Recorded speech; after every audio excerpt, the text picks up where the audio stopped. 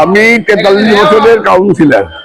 43টা budget meeting আমি প্রথমে চালু করি, আজকেও চালু হয়েছিল, সবকিছু হয়ে গেছে।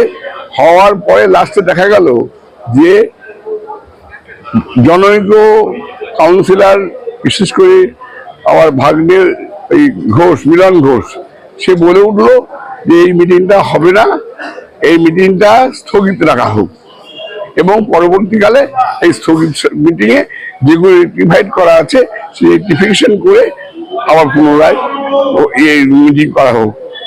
এই কথার প্রস্তাবটা শুনেছি অনেকক্ষণ ধরে বলছিল।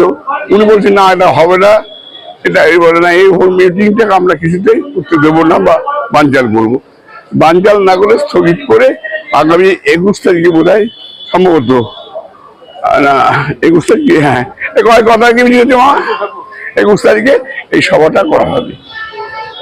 অসুস্থ হওয়ার কারণটা অনেক সুন্দর টেনশন আছে, সেই সকাল থেকে টেনশনের চেপে। তবে শিবনাথ চৌধুরী মশাই, আমাদের পারিবারিক বন্ধু, সে অসুস্থ একটা কারণে জেলে গেছে, সেসব ব্যাপারটা নিয়ে। কারণটা ওই অনেকক্ষণ ধরে সকাল থেকে টেনশনে গেছে। কারণ শিবু চৌধুরী গ্রেপ্তার হওয়ার পরে সেখানে একটা মানসিক অশান্তি হয়েছে। পরবর্তীকালে আজকে এই বাজেট মিটিংটা নিয়ে প্রথম থেকেই অনেক উত্তেজনা চলছিল, যেটা করতে দেবো না, করা হবে না, ক্যান্সেল। যারা বিরোধিতা করেন না, তাদের জন্য উনি অসুস্থ হয়ে পড়েছেন? না, ওটা বাজে কথা। উনি এমনি অসুস্থ হয়ে পড়েছেন, এমনিতেও অসুস্থ তো, কারোর জন্য কিছু অসুস্থ হয়নি। আপনার নাম? আমার নাম অসিত সাহা। আমি